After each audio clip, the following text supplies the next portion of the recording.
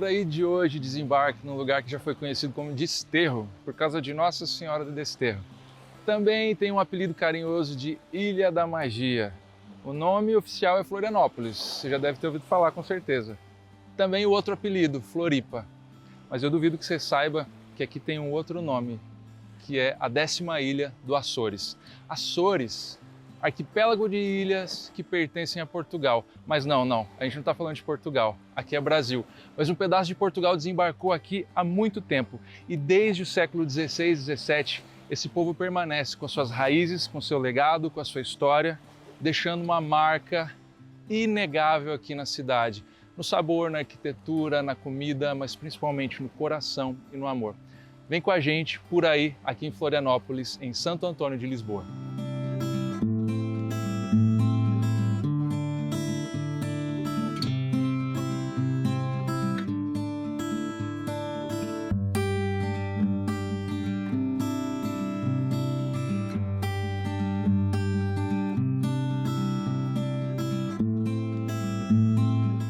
Instagram um vídeo das rendeiras, né? Aí eu coloquei assim, né? Qual o nome dessa técnica? Ou você sabe de onde é? E aí, Todo assim, mundo acha que é no Nordeste, né? A maioria errou. A Você maioria acha que errou. só tem renda de bilro no Ceará. Mas sabe o que mais me surpreendeu? Algo que você acabou de falar, que eu ia te perguntar. Uma moça respondeu para mim assim, isso daqui é bem comum aqui no Maranhão, onde eu moro. Aí eu no Maranhão. Guardei a informação, né? Eu pensei, eu vou perguntar para ele. No Raposo tem uma comunidade de rendeiras imensa. Raposo é na Ilha de São Luís, no Maranhão. Na Ilha de São Luís. Que incrível. Eu não imaginava isso, não. Mas o ponto que mais me tocou aqui é o que você falou, assim, da diferença de ocupação. Um é para ser exploração, o português continente que vem sozinho, e o outro é para se estabelecer, né? Uma nova criar vida. Um novo mundo onde viver.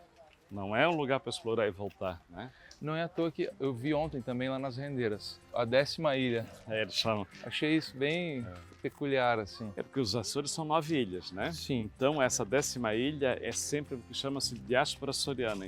Todo mundo que está na diáspora açoriana diz que está na 10ª ilha. Então a 10ª ilha cabe todo mundo, né? É a diáspora inteira. Entendi. E usa-se muito essa expressão diáspora açoriana, como os judeus, né? Sim. Porque foram espalhados. Então hoje existem mais açorianos fora dos Açores do que nos Açores. Eles vêm de um lugar um oceano, um mar muito bravo, né? Muito profundo.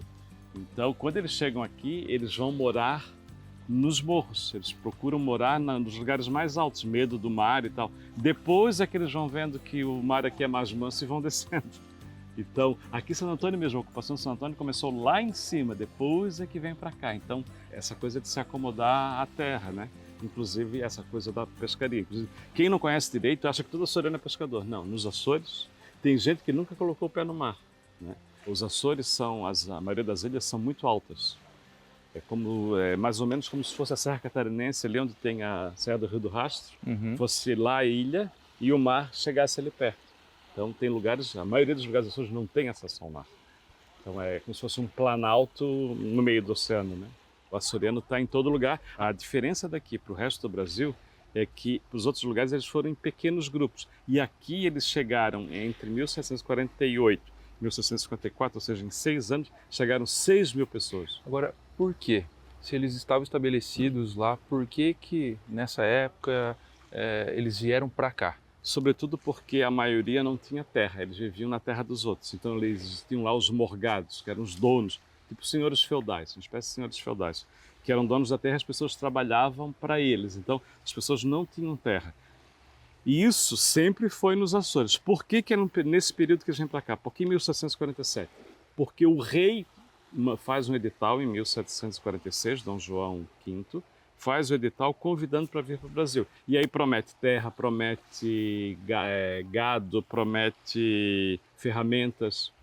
E por que o rei queria que ele viesse exatamente para cá? Exatamente para que esse território se expandisse, para que essa região fosse portuguesa e não espanhol. Por exemplo, eles chegam nesse século, eles chegam a criar a colônia do Sacramento, lá em frente a Buenos Aires. Era a tentativa de que hoje o atual Uruguai também fosse Brasil. Por que não deu certo? Porque lá a presença de portugueses, sobretudo açorianos, inclusive, vão para lá, vai ser pequena, os espanhóis vão ser mais. Então lá Portugal acaba perdendo. Então aqui não, aqui a grande maioria da população era de origem portuguesa, sobretudo açoriana.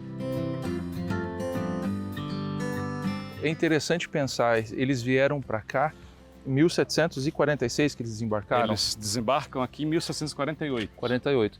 Os portugueses já estavam aqui. Sim. Bem antes, desde 1500, né, que quando se diz que chegaram por aqui. Qual que é a diferença entre o português que chega antes aqui e o português dos Açores? A ocupação do território aqui de Santa Catarina começa no século XVII. É 1665 que se cria a primeira freguesia, que é São Francisco do Sul, norte de Santa Catarina. Depois aqui Laguna, está no sul, e Desterro, por volta de 1679, 78, 79, eles estão por aqui. Então, só que isso é feito por paulistas. É gente que vem de São Paulo, todos de origem portuguesa, alguns inclusive portugueses, que vêm para cá, mas eram numericamente muito poucos. Então, o que nós temos de ocupação, para teres uma ideia, quando os açorianos chegam, a ilha tinha cerca de 300 habitantes. O português que vem para o Brasil durante esse período, ele vem individualmente, os portugueses do continente, para fazer fortuna e voltar para a sua terra.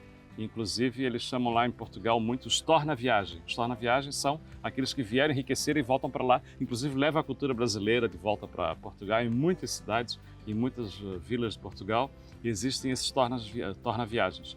O açoriano não, o açoriano ele vem em família. Eles são chamados inclusive de a migração dos casais. Porto Alegre é fundada por açorianos, inclusive o nome original de Porto Alegre é Porto dos Casais. E é casal no sentido de, não é sentido de um homem e uma mulher, é casal no sentido de família. Então, o açoriano ele vem com família inteira, então o pai, a mãe, os filhos, às vezes o sogro, a sogra, o avô, a avó. Então é uma família inteira que vem. E, inclusive, o edital dizia que os homens não deveriam ter mais de 40 anos. Então, eles querem gente jovem exatamente para que a terra seja povoada. Então, essa é a ideia. Por isso, muita gente fala de povoamento açoriano, porque eles realmente povoou uma terra que tinha uma população muito pequena.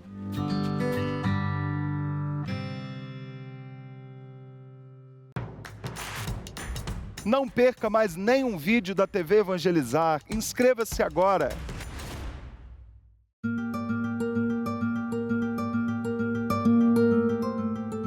Sérgio, eles trouxeram então muita coisa que se reflete na arquitetura, mas eu percebo que também eles trouxeram a fé para cá. Qual que é o principal ingrediente que a gente percebe de legado dos açorianos em relação à fé? Se tu fores assim, definir um açoriano, é aquele que acredita muito no Espírito Santo. Ponto. E eles trazem para cá, eles chamam lá o Senhor Santo Espírito, o Senhor Espírito Santo. E aí eles vêm para cá e onde tem açoriano no mundo tem fé Espírito Santo. No Canadá, na Califórnia, na Bermuda, em qualquer lugar.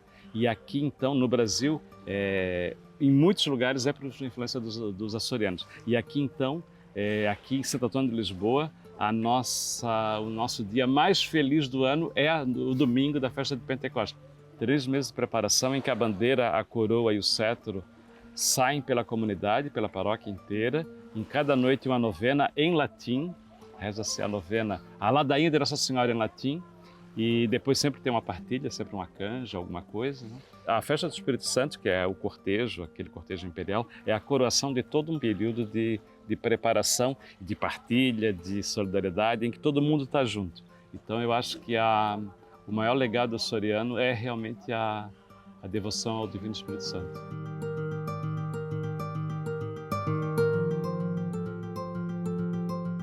Foi criado ouvindo assim, tendo que ir no sábado à noite, que era o horário das missas, tendo que ir assim, e aquela família, aquele pessoal inteiro caminhando para a igreja. E à noite, eu lembro que tinha sempre assim, no horário das 8 horas da noite, a gente tinha que estar em casa no domingo para assistir a missa pelo rádio. Então, aquilo que se fazia na igreja tinha que se fazer dentro de casa, né?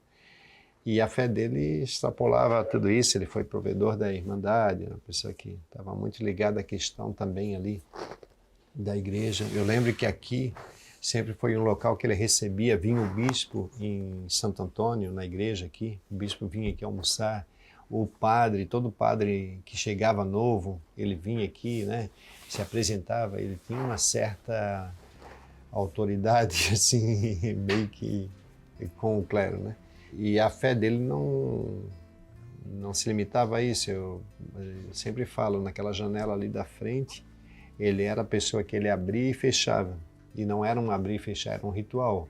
Ele, 6 horas da manhã, ou a hora que acordasse, sempre um pouco mais cedo, nunca mais tarde das 6 horas, ele abria aquela janela, olhava para o mar, né? Sempre tem essa parte de baixo ali também era nossa, hoje não é mais. E ali tu via todo o mar, né? Então ali ele fazia o sinal da cruz, rezava a Ave Maria dele, fazia os agradecimentos, as orações da manhã, e ia para o quarto e rezava, não era o terço, era o rosário. O rosário é 4 vezes o terço, né? Ajoelhado, né? Então, e isso assim, copiosamente, toda a vida dele, né? E ele repetia isso também no final da tarde.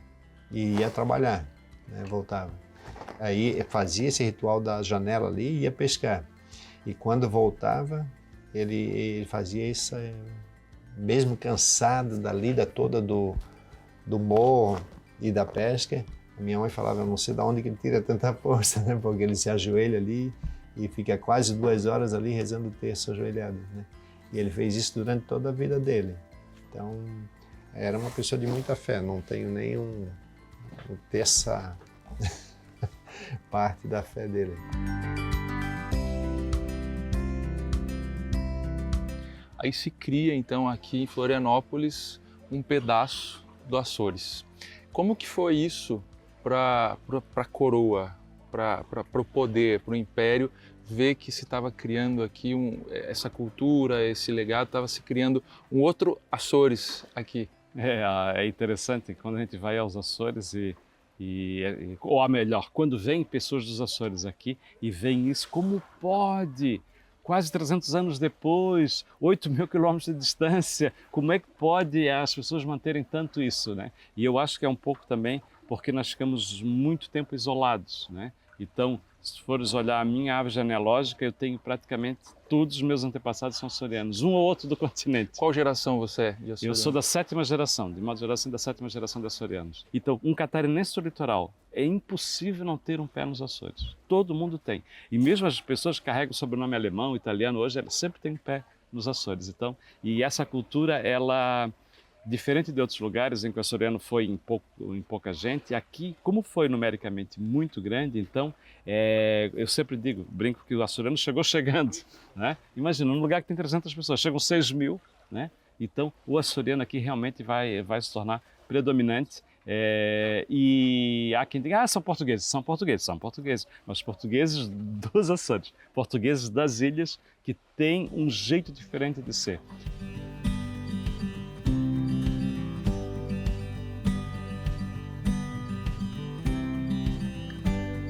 De onde veio Manezinho da Ilha? Essa expressão não existe assim uma única explicação, né? Mas uma muito fácil é dizer o seguinte, dos meus 4 bisavôs, um era Galdino, 3 eram Manuel. Então, Manuelzinho, basicamente Manezinho. Manezinho é diminutivo de Manuel, né? Uhum. Então, seu Manezinho era alguém de Manuel. Então, também tem um peixe, Manezinho, que é um peixe que dá muito aqui em Canasvieiras. De qualquer forma, era pejorativo. Nós aqui do interior da ilha, quando íamos à cidade, até hoje eu vou à cidade, quando vai ao centro vai à cidade, então as pessoas da cidade olhavam, lá vem aqueles manezinhos do interior da ilha. Então manezinho era algo pejorativo, alguém que era nativo. Mas depois virou troféu, tivemos o Guga Kirten, o nosso grande tenista, que vai levar para o mundo inteiro essa expressão, ele é um manezinho autêntico, né? E aí então se populariza e vira troféu, deixa de ser algo pejorativo. E aí, essa cultura, esses 4 manezinhos aí, os avós, tudo, isso chega nos dias de hoje. Como que foi esse descobrimento ou redescobrimento da cultura açoriana para o povo de hoje? Para a tua geração, para os teus filhos, como foi esse processo? Quando eu nasci, manezinho ainda era vergonhoso, a palavra manezinho. E as pessoas tinham vergonha, iam para a escola, já queriam começar a falar diferente, falar sem sotaque. Né? E aí, nos anos 80, existe todo um movimento de identidades, de construção de identidades, no mundo inteiro.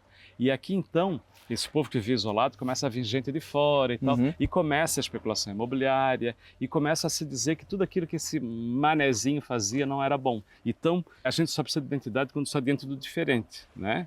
Então, quando estou dentro do diferente, eu preciso reafirmar a minha identidade. E aí ele constrói ele firma essa identidade, manezinho de açoriano.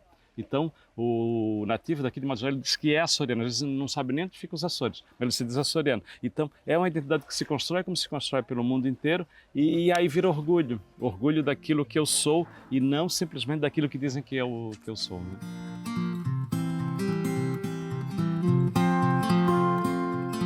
Agora você, além do acadêmico, além do professor, do estudioso, quando foi e como foi a tua experiência de descoberta do açoriano na tua vida, na tua personalidade, na tua história? Eu vivia muito isso em casa. Minha avó, rendeira, a avó Miloca, Emília chamava de Miloca, ela era uma contadora de história fantástica, tinha uma memória extraordinária e contava muitas histórias e lendas e mitos e tal. Aí eu sempre fui muito curioso e aí começo a ler as obras do Franklin Cascais e tal e começo a dizer, opa, o que a avó fala está aqui também. E aí começo a buscar essa origem. E aí perguntava, vó, de onde a gente veio? Ela dizia, eu não sei, meu filho. Né? O povo, de modo geral, ele tem uma memória horizontal das pessoas com quem ela conviveu. Só as pessoas que leem e vão aos documentos é que vão buscar essa memória vertical, né? De buscar mais longe. Então, eles viviam sem designar. E aí foi isso que me levou desde cedo, desde criança. E aí começo a fazer árvore genealógica, a minha paixão é genealogia. E aí fui buscando realmente, e aí nos documentos eu consegui encontrar que eram açorianos mesmo, das ilhas que vieram, das freguesias que vieram. E isso, então, é uma paixão que eu tenho a vida inteira. É uma forma de identificar como é que a gente é assim. Né? E a gente vive isso, e como eu disse, né, a gente vive isso muito intensamente durante o período do ciclo do Espírito Santo, que são 3 meses de preparação para a festa do Divino.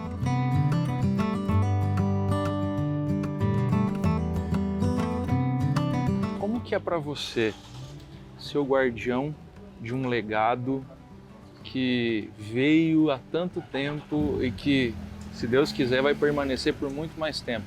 Eu não sei se eu sou o guardião. Pode ser que eu seja um dos guardiões, então.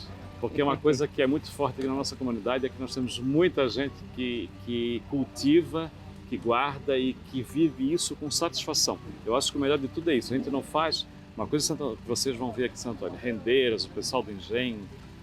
Ninguém faz aqui espetáculos para turistas assistirem. Vivem uma cultura e convidam quem chega para estar junto, para vivenciar isso. Eu acho que isso é a beleza maior, que é algo muito típico do açoriano. A característica principal do açoriano é a hospitalidade. É a hospitalidade, é a solidariedade. Eu me lembro quando as pessoas chegavam aqui, gente que vinha de fora, dava-se a melhor cama da casa para o visitante, né? Mesmo que nem conhecesse. Né? Então isso é uma marca realmente muito forte. Tanto existem nos Açores, como nós preservamos aqui até hoje. Quanto você ganhou, e eu não estou falando valor monetário, em transformar a sua história como um espaço tombado e aberto ao público?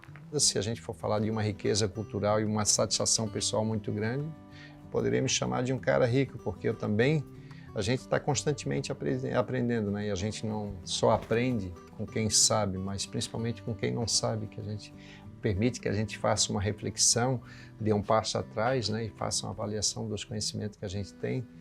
Então isso tem sido muito rico para mim. Eu tenho certeza assim que eu tenho contribuído muito com a preservação da cultura e tenho assim conseguido também fazer essa transmissão para novas gerações, transmissão essas que eram antigamente feitas dentro da casa, né? Porque a família vivia assim, dessa forma, os filhos aprendiam e hoje a escola precisa fazer esse papel, ou alguém, um educador, tem que fazer esse papel, né? E ele, eu acho que tem de forma muito relevante, né? Como que é para você, sendo personagem de um resgate da cultura açoriana, percebendo num exemplo simples que eu vou te dar?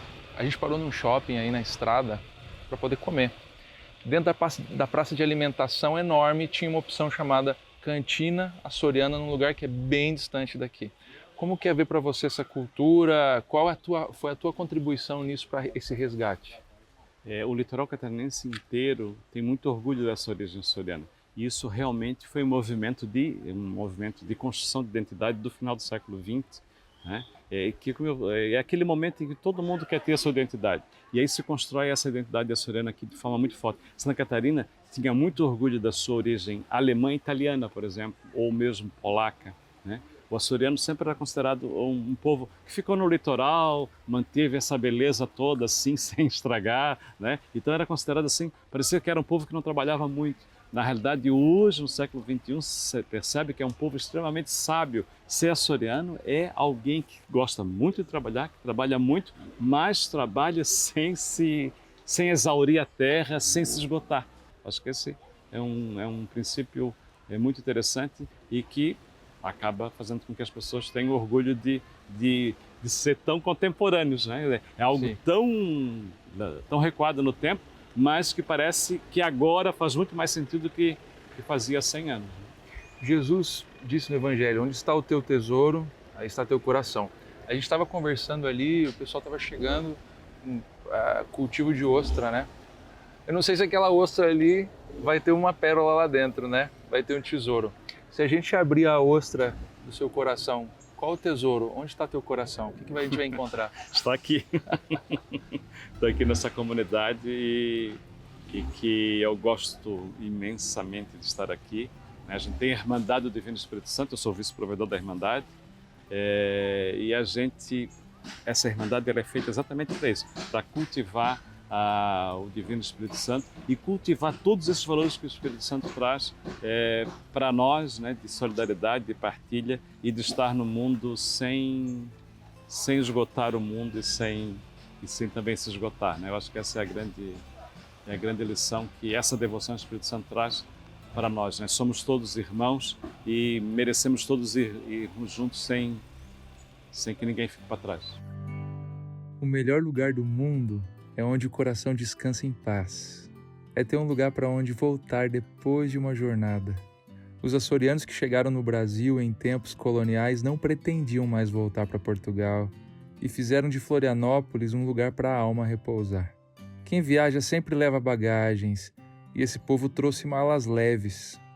Trouxeram a fé, as festas, os sonhos, as canções e lembranças da ilha pedregosa e difícil que eles moravam antes. E foi perto da tranquilidade das águas de outra ilha, onde hoje é Floripa, que eles construíram suas vilas, igrejas, famílias, suas vidas. Dizem que nessa vila fica o horizonte mais lindo da ilha, que tem a mais divina festa do divino, que tem os açorianos mais brasileiros desse país. Mas tudo isso porque eles construíram um lugar para viver, um lugar para o coração descansar em paz.